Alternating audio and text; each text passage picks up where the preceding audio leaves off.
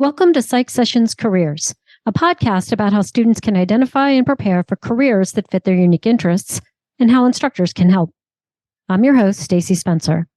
Whether you're a student trying to figure out what you'll do with your undergraduate psychology degree, an instructor who's looking to add to what you're already doing to support career preparation, or an instructor who wants to help but doesn't know where to start, these conversations are for you. Let's talk about careers.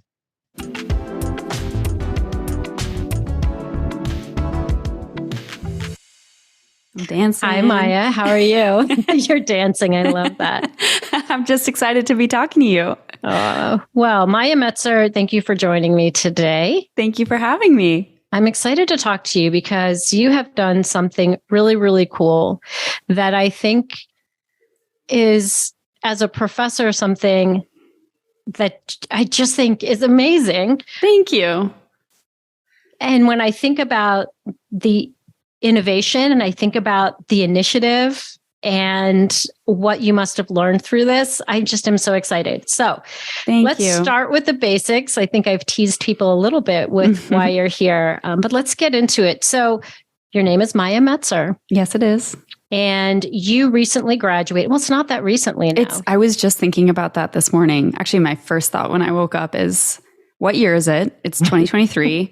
And then that means that in 6 months, it will have been 2 years since I graduated college, which is weird because in my head, it had been 6 months, not a year and 6 months. So I graduated in 2021. Yes. And so if we take our relationship back in time, we first spoke, I think, in January of 2021. Yeah. So we're at 2 years. We've known each other for 2 years. Yeah. And I have to say, you've had quite an impact on me. So thank you for that. Likewise, Stacey, likewise. Okay. So tell me a little bit about your undergraduate program. Sure. So I went to NYU and I studied applied psychology. So I have my Bachelor of Science in Applied Psychology. And so there's two psychology programs at NYU. One is regular psychology, and then there's the one I did, applied psychology.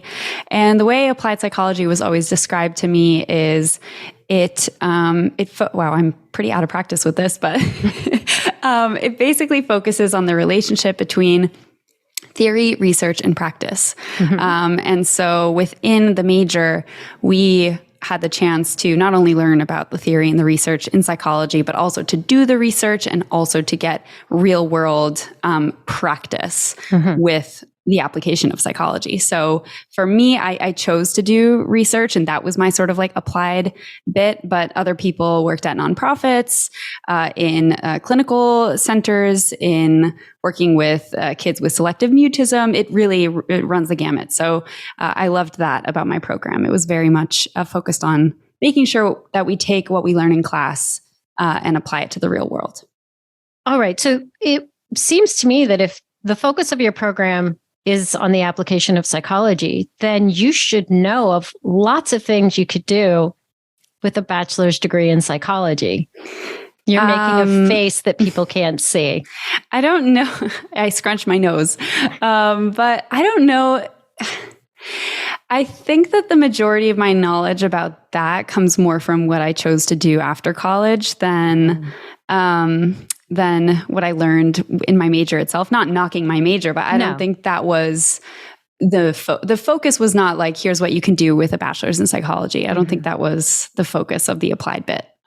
So yeah. Was there more of an emphasis on what you could do with graduate training in psychology, or was there just very little explicit conversation about it?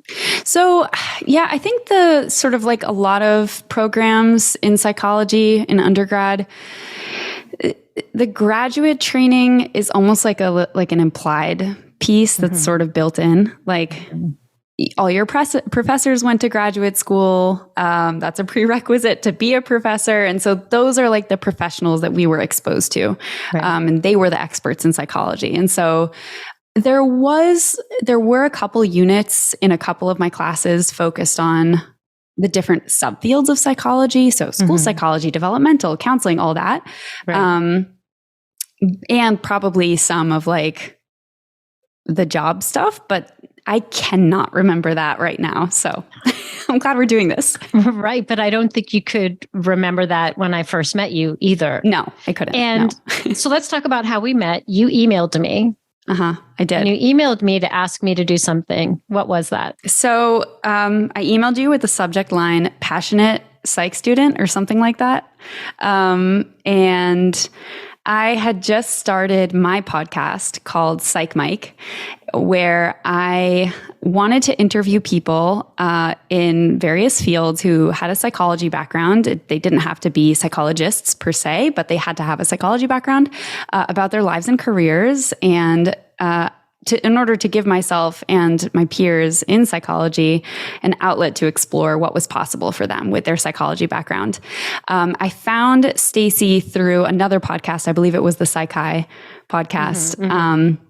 And she had recorded an episode about careers in psychology or something of that. I can't totally remember what the topic was, but I loved her passion and enthusiasm for helping psychology students with career development. And I was like, I got to have this lady on my podcast. So I reached out to her, and so it began, and we just started talking.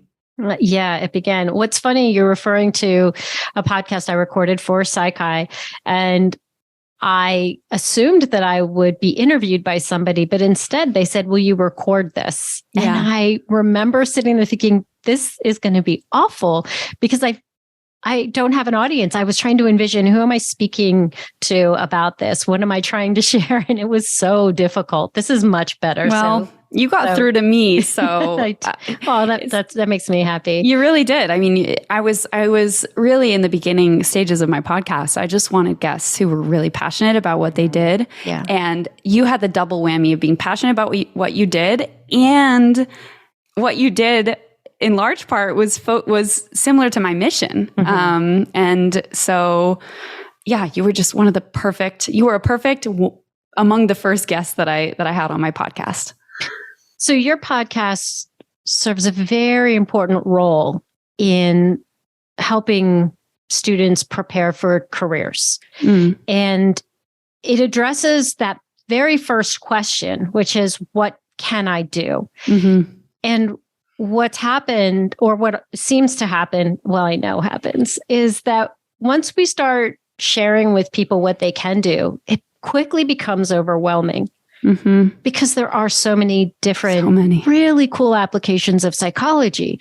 So it's difficult to put things into categories, because now once we put them into categories, we've lost some of the flavor and the nuance of what makes those jobs and those career paths so exciting, because then they end up in buckets that are things like sales or marketing or management. And so we have a hard time capturing all of the many things into a reasonable number of categories to share. So Psych Mic is a fantastic way for people to be able to see a topic that seems interesting and listen to that. And go in depth with somebody in that conversation that you have with them. But even just scrolling through, see all of the many different things that people are doing, and knowing your list isn't exhaustive. It's not the complete list. It's not the complete list. So let's come back to Psych Mic in a little bit. I want to take a step back, because one of the things I'm always curious about with people who are interested in careers is some of the influences that they've had in their life. So let's talk a little bit about your family. It could be parents, grandparents, siblings, cousins. It could be even people you grew up with who were working in a variety of things. Tell me about the people that stand out for you and what they did. Not connected to psychology per se, but sort of your kind of evolution into, well, what do people do for work? Yeah. And what do I think about those things that they're doing? Yeah, I think that's such it's such an important influence that I think a lot of us don't even, okay, so I'll just tell you. So the first one that comes to mind is my dad. My dad is an entrepreneur, and growing up, he was just starting and running companies. And that's kind of like my first image of a professional was business, and particularly a founder. And so I don't think I considered that to be anything that I could do until the end of my college career. But now looking back, I think a big reason why I felt like I could start something like Psych Mic is because I had an example of someone in my life who really encouraged values of creativity and entrepreneurship and building things that serve a large mission and serve a lot of people. And so even though his is totally different, he was in tech and software and stuff like that. So yes, so that was my dad. My mom was a graphic designer, but stopped working formally when I was born. And she was, she did freelance for a while until I was much older. So I saw her doing graphic design projects, but she was at home with me and my siblings for most of my life.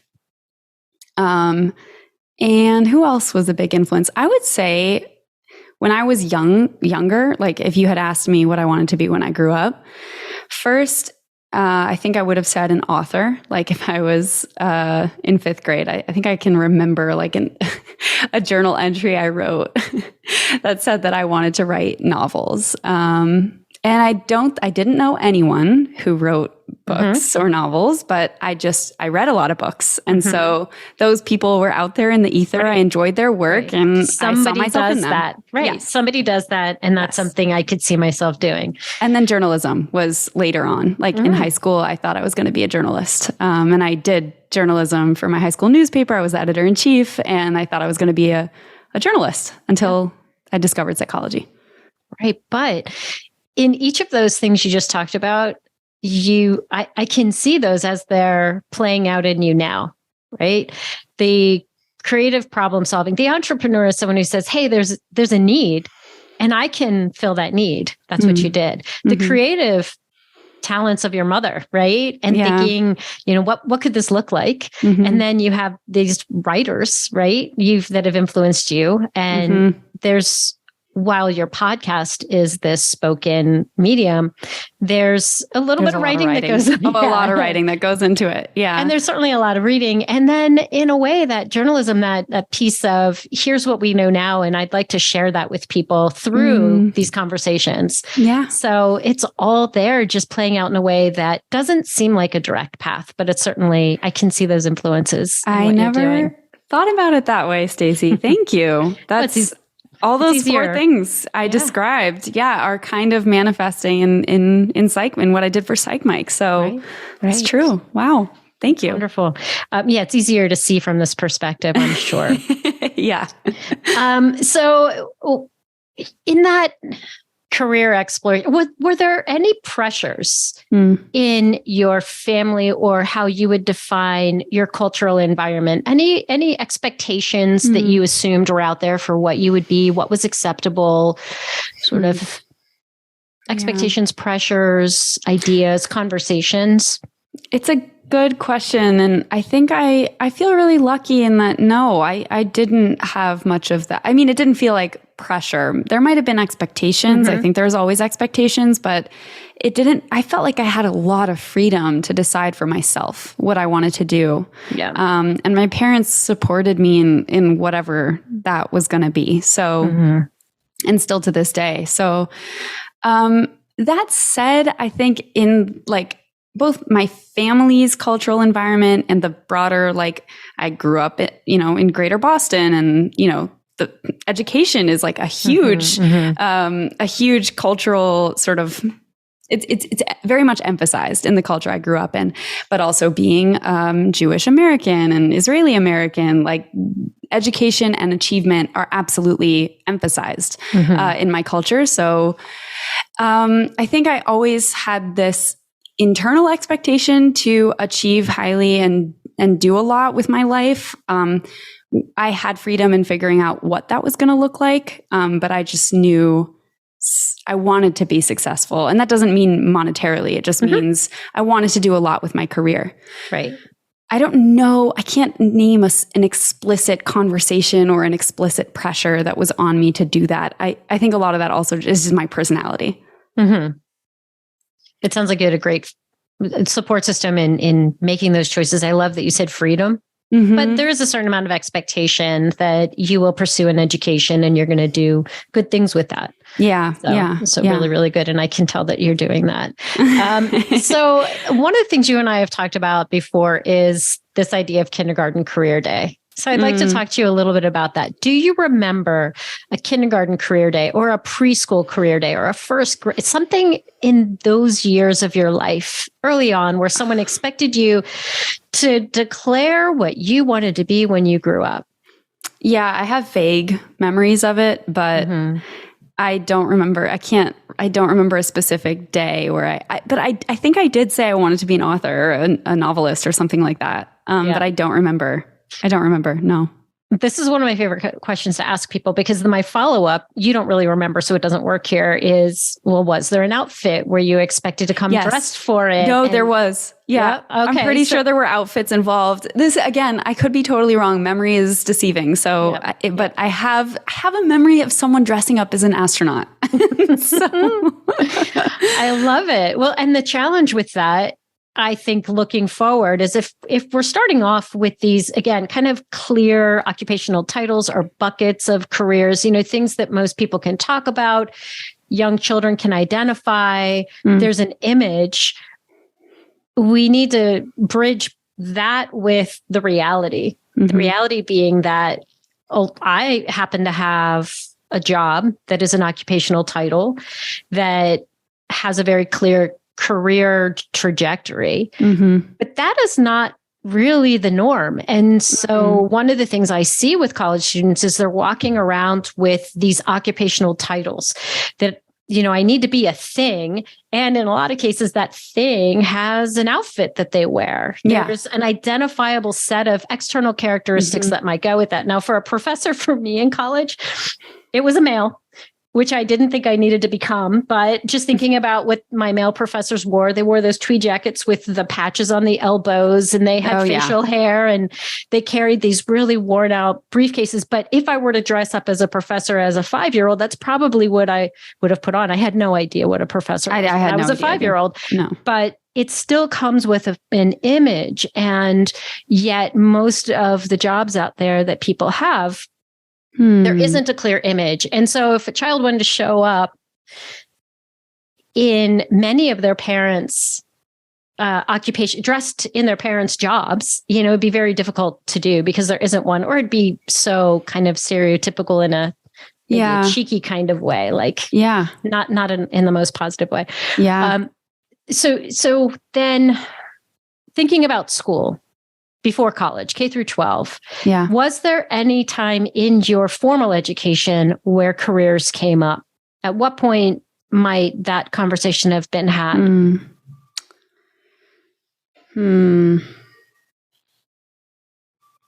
Stacey, I can't remember. I don't know. I'm sure it did come up, but again, it wasn't a big part of my K through 12 education.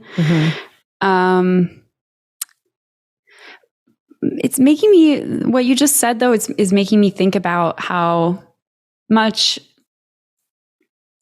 these labels or titles or boxes that we try to put ourselves into are really harmful. This isn't a new idea. It's kind of cliche, but it's kind of true. I can see how growing up, I probably felt a little limited about, I don't think I could have said that, but there was a feeling of limitation on what I could do. And especially when I decided to study psychology after AP psychology, I don't remember there being much of a career talk around that, like what you can do with psychology, what comes after a psychology major. I actually went back and talked to my AP psych class in high school a couple of years ago or last year about careers in psychology, because and the questions they were asking about it told me that they didn't have any information about it. So, or they had some, but it was based on stereotypes, or it was just limited. So a question I got a lot was, well, the difference between psychiatry and psychology, I think, is a very reasonable question to ask. But there was one question, I can't remember exactly, but the questions were basically signaled to me that even at the stage of specializing in that way, studying AP psychology, that conversation still wasn't being had. Yeah, I wonder if part of the challenge is that people might love a discipline or a topic. A teacher might really enjoy teaching it. College professors love what we study, what we research, but that's very different from thinking about career opportunities. And when you talked about your professors earlier, we tend to follow a very clearly defined path. Once we decide that's the path we want to be on, the next step is graduate school. And then that is all consuming in a way of preparing you to become a professor. And there are different kinds of academic positions, but for the most part, the assumption is you're going to teach, you're going to do some research. And what they forget to tell us about usually is service, meaning you have committee responsibilities in that role. But those people who love psychology that are teaching it, the high school teachers and the college professors, really don't know much about how to apply that passion. And a few examples aren't enough for everyone. So that process, I refer to as career preparation, that involves two pieces. There's career exploration, and your podcast really does a great job of helping with that piece of it. The other part is professional development, and both are iterative, and they need to work together. As you go through your undergraduate coursework, you're going to take, if students take courses, you've already done this, but you took courses that you never thought of before you got there. Then you're in them and you're so inspired, like, whoa, these are concepts I never thought about before. I love this.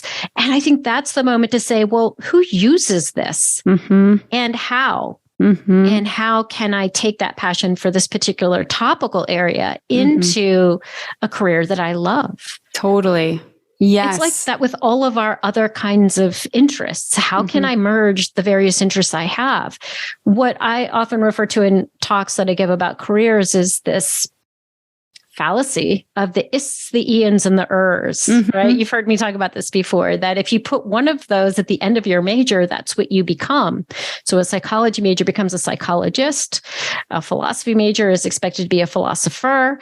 But actually, in day-to-day life, we don't run into a lot of philosophers, so we don't really expect that. No. Psychology major, though, we do expect. There are lots of psychologists, so that must be what you're going to be.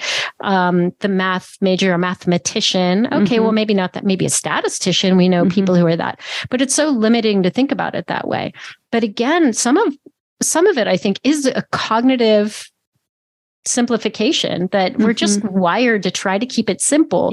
But the career options don't fall into these easy buckets or easily explained buckets. And the exploration process takes time. The professional development is often a matter of tapping into that thing you think you like and developing the skills related to it. But in doing so, discovering, well, maybe that isn't the path that is a good fit for me. So let me go back and do a little more exploring. So all of those things kind of come together, but over time. And in AP psychology, it's one course, one time. And even the college curriculum, doing career things at one time point, everybody's ready at a different time.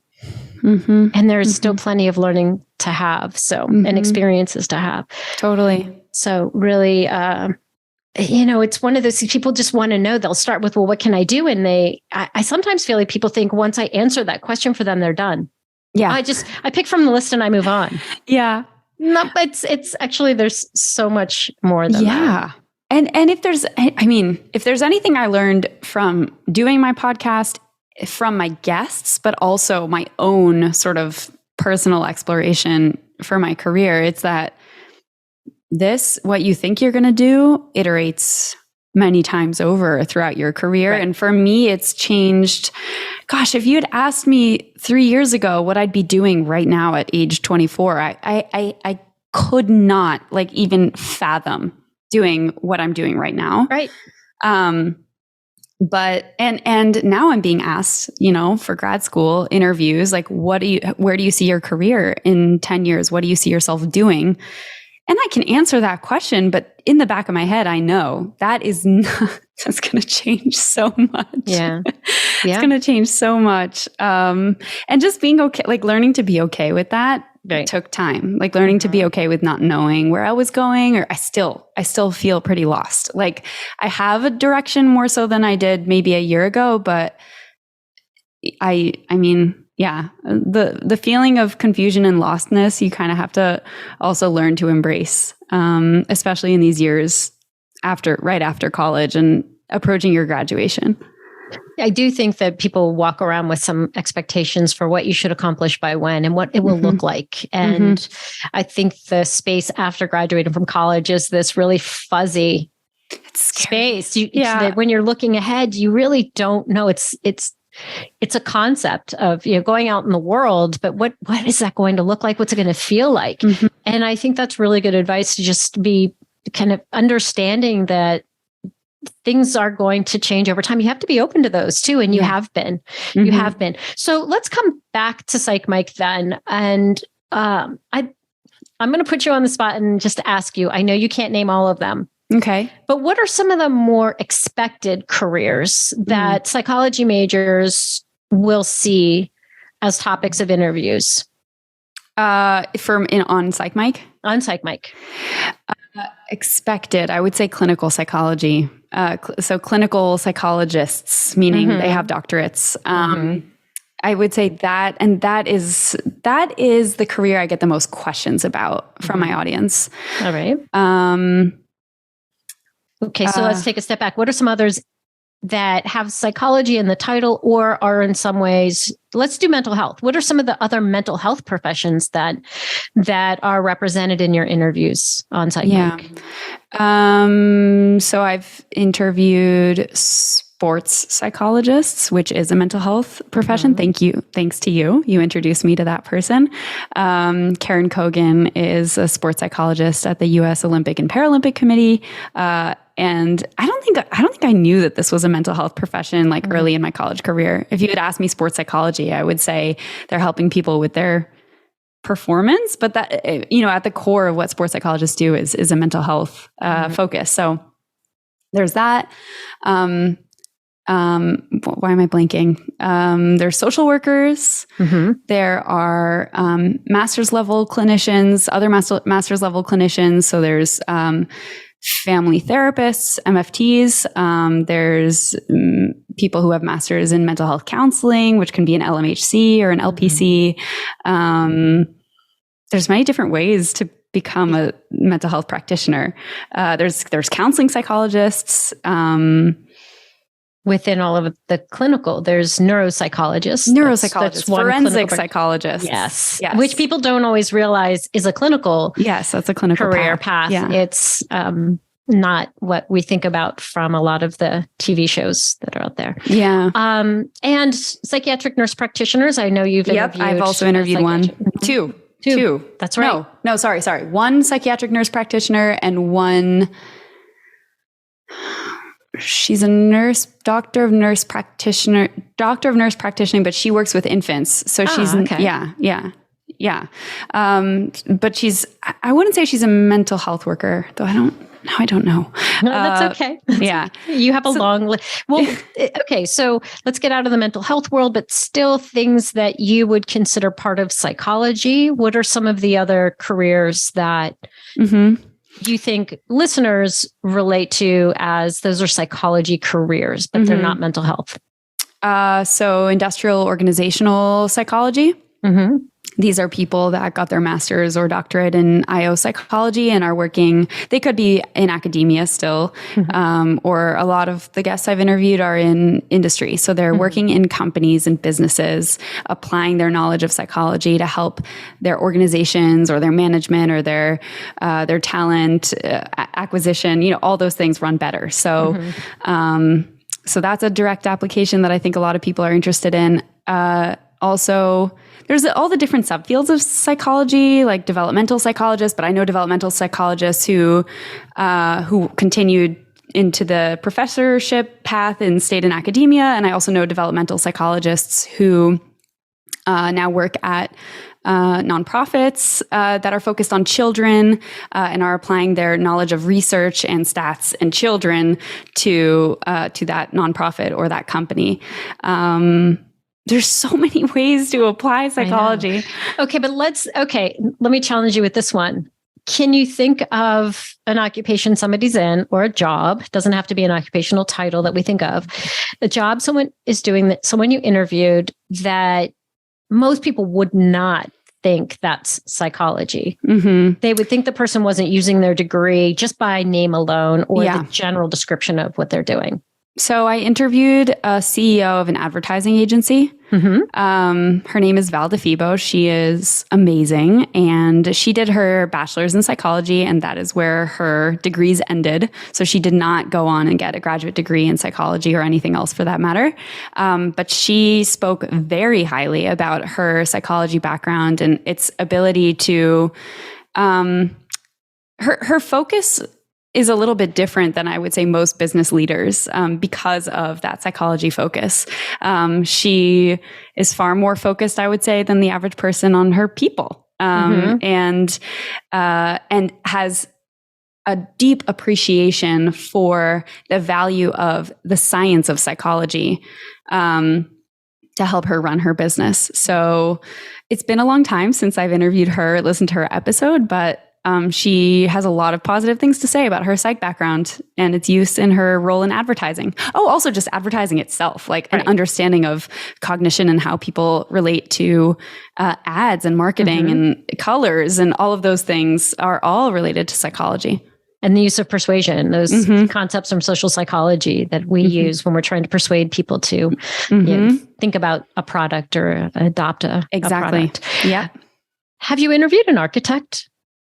That's always been at the top of my list, but no, I haven't. I will have one for you soon. This person's in school still for architecture. Okay. And does an incredible job of talking about how their undergraduate psych degree, especially, specifically a health psych undergraduate degree, which is what my program provides, is relevant and has already been very important in succeeding as a student of architecture, and thinking about one project. I don't want to tell the story because I'd like people to go one day find that on Psych Mic, but basically tells the story of one of their first assignments was to design something for a community of individuals, refugees, and was the only person to go and actually talk to them about how they use their space. But thinking behaviorally about that. Yes. And what is the meaning of those behaviors or those things they do together?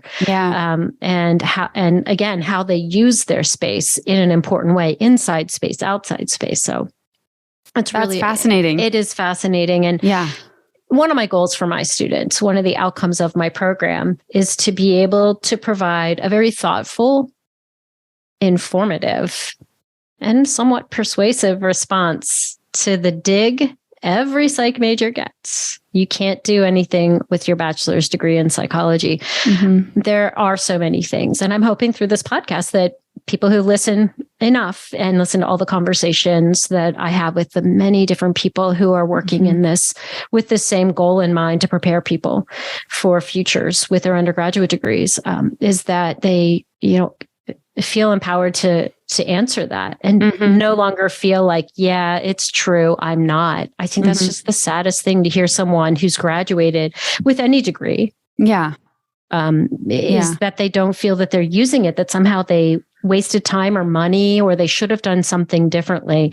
And that's not the case. I think it comes down to understanding what your undergraduate degree is about and thinking maybe a little differently about what was happening or is happening while you're an undergraduate. What is happening now? And how can I think about my future with what's happening right now and better prepare for it? Absolutely.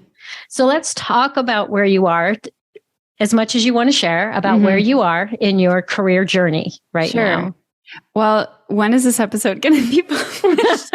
Well, let's keep it vague then. Okay. So I applied to PhD programs in clinical psychology.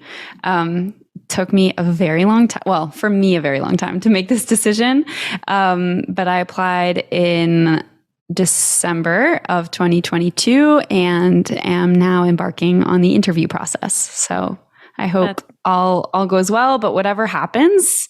And I know I'll be able to deal with whatever outcome comes my way, whether that's a rejection, a wait list, or an acceptance. We shall see. Well, congratulations on all of that, getting to this point. And we had many conversations along the way in, just private conversations about it. And earlier you had referred to the various mental health career options that are out there. And I know you spent a good amount of time weighing each of those and considering what is a best fit for you. So it's interesting to be talking to someone who's done a lot of this work and ended up in the most traditional of options, right? The most obvious of options with a bachelor's degree. But I just want people who are listening to be clear, you came to that by doing a lot of work, really understanding, really thinking about you and what's important to you. So, and we need lots of really good clinical psychologists out there. So we don't want to dissuade people from it. Just want people to know it's not the most, it's not the only it's not career path, even though it seems like the most obvious if you like psychology. Yeah. It took me, I didn't want to just apply to a PhD program straight out of undergrad because I felt like that was kind of default, like that was the default option. And I knew that existed for me and I could always come back to it if I decided that was what I wanted to do. But I did feel when I was graduating, that I wanted to spend some more time really exploring and making sure that if I do decide to do a PhD, that this is like really what I want to do, that I feel it in my core and like I'm on fire, like wanting to do this PhD. And I didn't feel that after undergrad. Now I do. I feel in my heart of hearts that this is the path that is meant for me.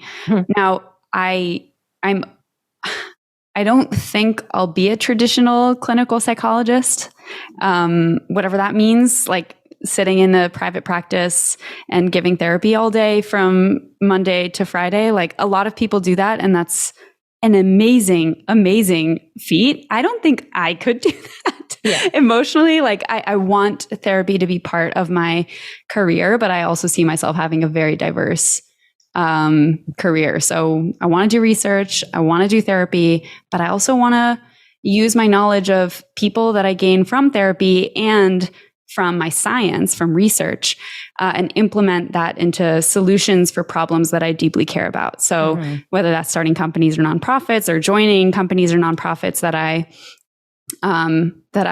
align with, I see myself using that clinical knowledge and applying it in that way. One of the things that you said that I think is extremely important as a takeaway from this is that even if you think you know what you want to do, you need to make sure, you need to do the work to be sure that it's right for you and understand what you're getting into. And when you're applying to graduate programs, which will be a whole nother conversation, a different episode later. Way later, is that there's a whole process to finding the right graduate program. So the like the first decision of what I want to do, that's a big one, and it takes some time to figure out and to, again, like I said, verify that that's the right path for you. I think in terms of best fit, is it the best fit for me? Yeah, and but then the application process is what's the best program for me? Where can I go that is going to help me meet the bigger goals? It's not just being a clinical psychologist. There are many different areas within clinical psychology, and you need to pick a program that's going to prepare you for what you want to do with that degree. And some programs have more opportunity to develop a variety of skills, whereas others are going to focus primarily on the mental health practice, more so than other programs, skill sets. Than other programs, right? Other programs may focus on other aspects of that. Yeah, whether it's research or and I applied to. Actually, I'm not going to talk about this because I don't know. We'll keep it very general about your applications, but again, I just want to make sure that you chose the obvious. But it wasn't the obvious for you at the time. No, it really wasn't. And it took me time to figure that out. And the biggest thing I would say there's two major things that led to this decision. One is interviewing tons of clinical psychologists and feeling this deep sense of resonance with them, and being just the most curious about their jobs and their lives, in a personal way. And number two, working with a psychologist who was practicing clinically and seeing and testing it out and seeing myself in that context. And do I see myself in, as a clinician? And I've already tested out the science thing, and I know I can do that, and I know I like it. So, and then once I witnessed therapy happening, that was the trigger for me, where I just knew deeply that this is what I wanted. I love it. But it took a lot. It did take a lot. And I know it was uncomfortable. That's another thing too. People have to be prepared for some discomfort along the way as you're exploring. I'm always concerned about the students who aren't experiencing any doubt or question, or I hate to say discomfort, but they're just so happy, shiny, focused. This is the thing that sometimes it's difficult for me to get them to look at other options, even in the process of verifying this is the thing. I never try to change someone's mind. I just want to make sure it's the most informed decision possible. Totally. Yeah. And especially for something like clinical psych. It's not an easy path. I feel like I'm choosing something that is just like emotionally and intellectually just like very taxing. I want that. I really want that. But that was a big thing that also deterred me in the beginning before I did all this exploration. Was I actually had this narrative about myself in college that I wouldn't be able to be a clinician because it would be too much on me. It would be hard to set boundaries, which I totally don't think is true about me anymore, because I tested it. I tested the idea, and I came to a different conclusion. So what we think we know about ourselves too, usually when I'm saying something really certain about myself too, now is a trigger for me to question it and be like, oh, I'm really certain about that thing. Like maybe that's a trigger for me to think about why I'm so certain. Am I as certain as I think I am? Not in like a gaslighty way. Right. But when I think I'm being super certain, just take another look at it, because it may be telling me something else. The other thing I want to say about that process is when you go through a process like you did of figuring out its clinical psychology and then searching for graduate programs, when you sit down to write that application, you're so much further along in what you have to say. You can be very specific, and that's what graduate programs want. They want to know that you know what it is. Whatever that graduate program is preparing you for, that you know what the career is, you understand what that program provides, and you're able to connect your experiences and your passions with what they provide to get you to the next place. That's the whole thing tied together. The more work you do in the exploration process, the better able you are to articulate that. It takes practice talking about it and thinking about it. Totally. Yeah. All right. Well, you are going to go to graduate school, but I wanted to go back to careers. Thinking about careers with a bachelor's degree. So I'm wondering, would you like to play a little game? I would love to. Okay. So there's a couple ways we can do this. I can read. I have 3 different job postings that I pulled for your location. Okay.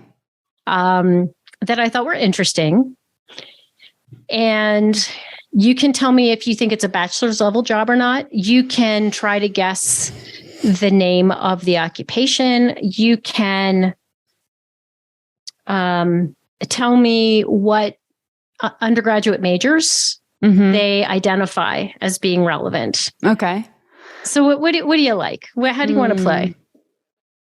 So is it going to be you reading the roles and responsibilities? Pretty much. Yeah. I'm going to read little snippets from, depending on how you want to play the game. I'll read parts of it, and then we'll figure out what you're going to be guessing. So the options are undergraduate majors, whether it's a bachelor's level job, or even just trying to guess the job title. What would the job title be? Because here's a point I want to make. I want to do all of them. You want to do all of them? Okay, well, let's do it by the job. We'll do it 3 different ways. So let's, Okay.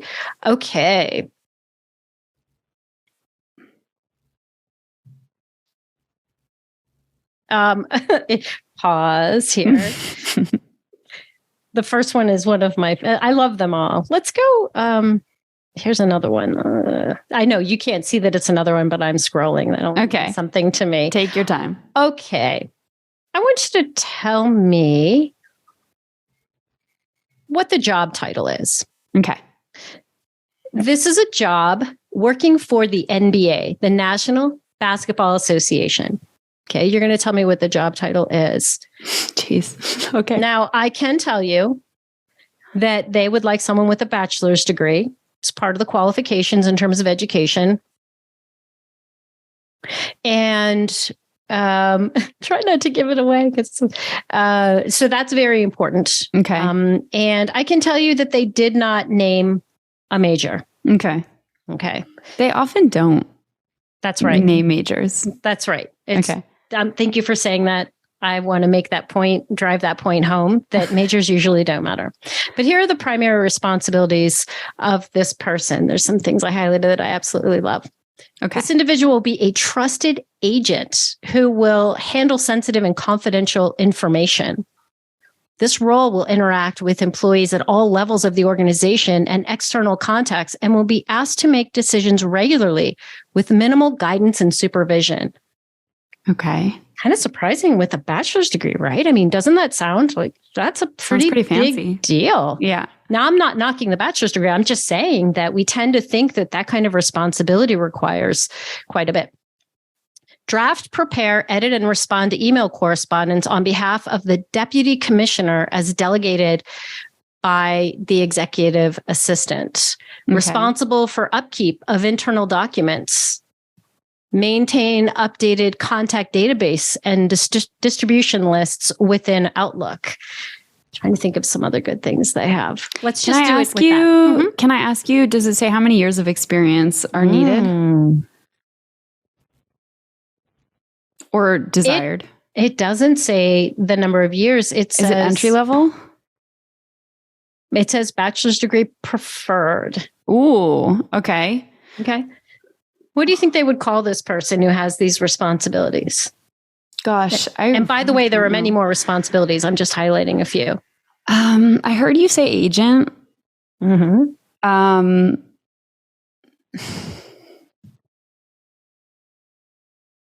I have no idea. Like I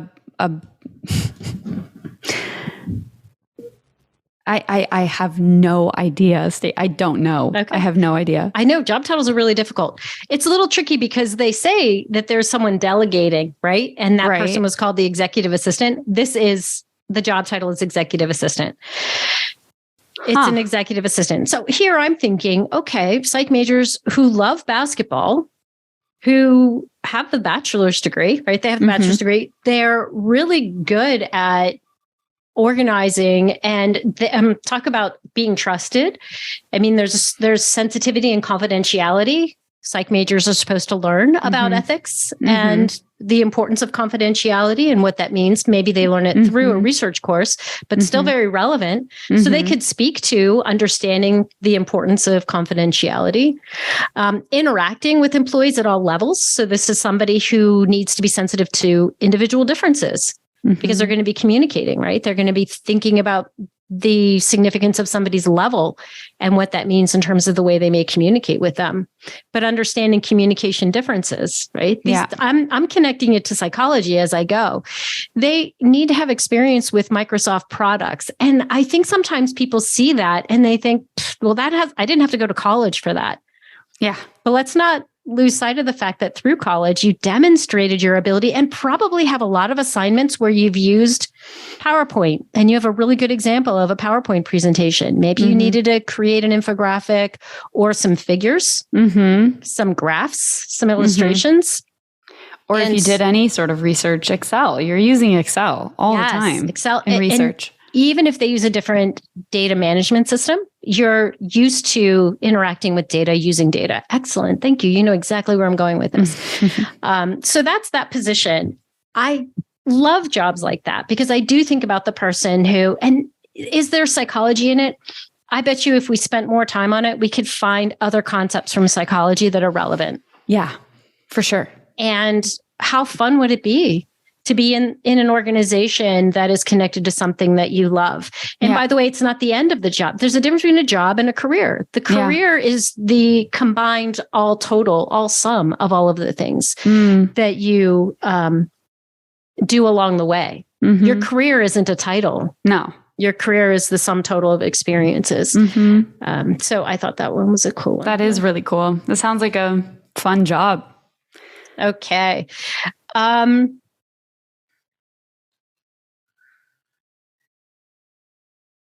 this one's funny. Someone does need prior experience driving a 15-passenger van or cargo van, which is very bizarre because when you hear the job title, it sounds nothing like that, like a driver. This one, I somehow lost the job title. I just know who it's working for. Oh, no, there it is. Okay. All right. What am I guessing now? So you are guessing, well, we did the job title. Okay. Tell me what you think I'm going to tell you who it's for. Okay. Here is a production assistant for Stephen Colbert. Huh. Uh-huh. Okay. Okay. Now you tell me, what do you think the degree is? Production assistant for Stephen, bachelor's. Okay. Preferred. Yep. And let's see. Oh, I lied about that. I don't think they have the education specifically stated that way, but they do want experience in television and 1 year. What's interesting about the years of experience is that people assume that means you have to have had that job for a year. That's not what they mean. They mean that you needed to do something. And so if someone were looking ahead to a job like this, they would know as an undergraduate, I need to see if I can get some kind of internship and not with this particular program, this TV show, but maybe in some other way where I can demonstrate the skills that they want. All right. So let's see, what are we doing with this one? I can tell you that. Tell me some of the responsibilities you think a person would have that would align with experiences being an undergraduate and specifically a psychology major. So the responsibilities of this particular role? Yeah. Gosh, I have no idea. I'm not in media. That's right. I would guess, well, my stereotype is going to you're getting Stephen coffee, but is what but probably you're involved in making sure that production of the show runs smoothly. So setting up lighting and cameras and microphones and stuff like that. Perhaps you're, I don't know, maybe writing scripts, scheduling things. So here's, so there is a lot of some of that. Okay. So, working with the production department. And so this person can handle a fast-paced and ever-changing work environment. We don't always think about school as being fast-paced, but it is. We're speeding through a semester like a television show might speed through a season or a week even. And being able to juggle a lot of different responsibilities would certainly be important. They assist with the field team, script department. So you're right there, script department, control room, rights and clearances, and reception.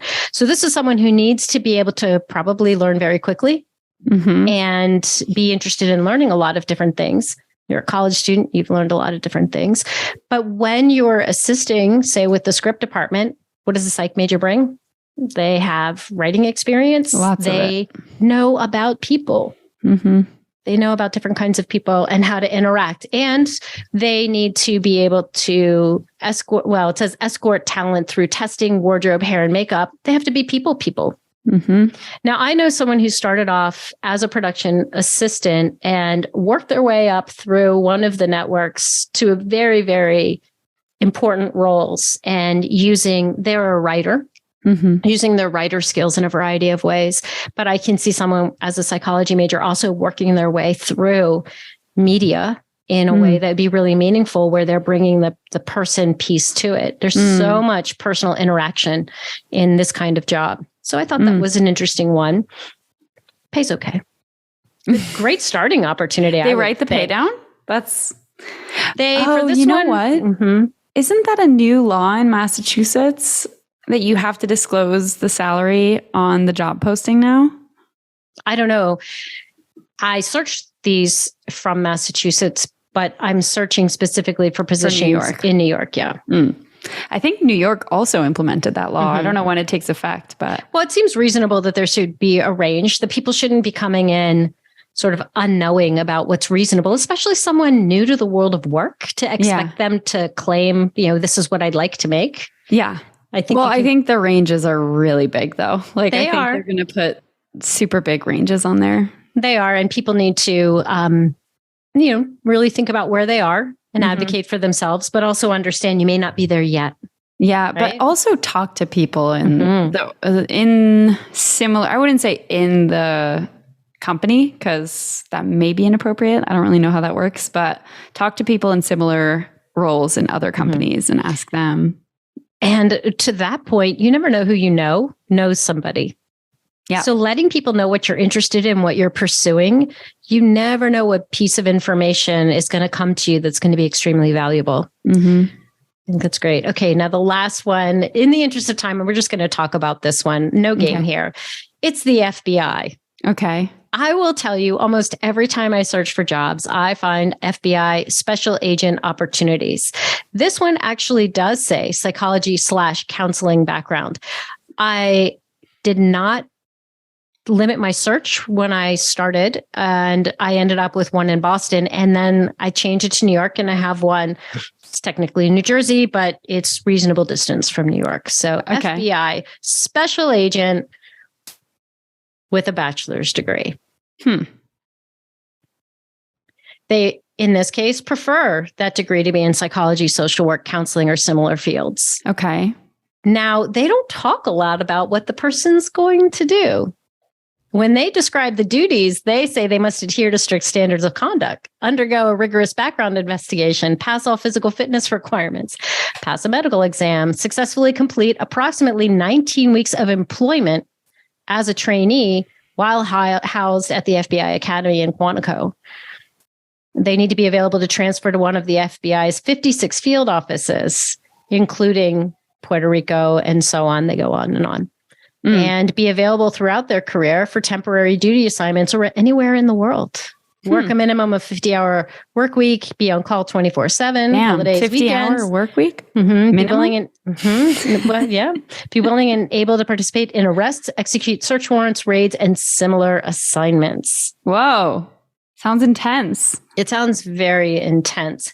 But they want people with a psychology background. Why? Because they want people who understand people. And as they're trying to identify or pull together information about a certain case, they're going to understand some of the nuance of people and not just apply general standards to everybody. That's so interesting. I remember the first time you told me that you could be an FBI agent with a bachelor's in psychology. I was like, what? I mean, this isn't something that would suit me or my personality, but I'm sure there are people out there me neither who thrive in high pressure environments, who love people, working with people, and would be interested in this. The only reason I pulled it is because so many people say they want to do forensic psychology, but what they're talking about as forensic psychology is not really what forensic psychology is. Forensic psychology is a clinical degree, and you're really assessing someone's mental health. That's very different from trying to locate individuals or try to figure out the kind of person who might have committed a specific crime. Looking at forensic evidence is very different. Yeah. And so we don't know about this job because I find it interesting that they don't actually tell you what the person is going to do. Yeah. They say special agents come from many professional backgrounds, such as psychology, forensic psychology, counseling, and social work. Contributes to our work by analyzing motives and providing professional insight to help keep people safe. Sounds right up psychology students' alley. Just the ones who are interested in that. You don't have to major in criminal justice to be a special agent. They actually want people with a psych background as well. When you look at some job postings, they list a whole range of undergraduate degrees because they do see the value in that expertise across a variety of disciplines and the work they do. Again, I'm with you. This isn't the kind of position I'd be excited about, but I know there are so many students who are excited about this work based on what they see on television. All right, that's it for our game. So I think we have a couple of takeaways. When I think about who might listen to this, I think about faculty who are interested in supporting students who are in the process of career exploration and professional development. And they can take away from this Psych Mic. I will include the link with the liner notes for this recording. So they can go, they can send students to Psych Mic to find careers that sound interesting, listen to those interviews. Really, really well done. Maya, for everyone who's listening, has this incredible gift of interviewing people. It's really wonderful. She's incredible. Thank you, Stacey. And then for students, of course, you don't need your professors to tell you what to do. You hear this, you can go yourself and listen to Psych Mic interviews and really start exploring some careers maybe you never thought about before. We also have a blog, which there's not much on there, but there are some blog posts that have gotten lots of views that I know people have found really helpful, particularly as it relates to job searching, research, and grad school. So psychmic.com, if those written resources are more up your alley, those exist too. All right. Thank you so much, Maya. I've really enjoyed this conversation. Me too. I always like talking to you. Me too, Stacey. Thank you so much for having me as your first guest. I feel so honored. Have a wonderful, wonderful day. Thank you.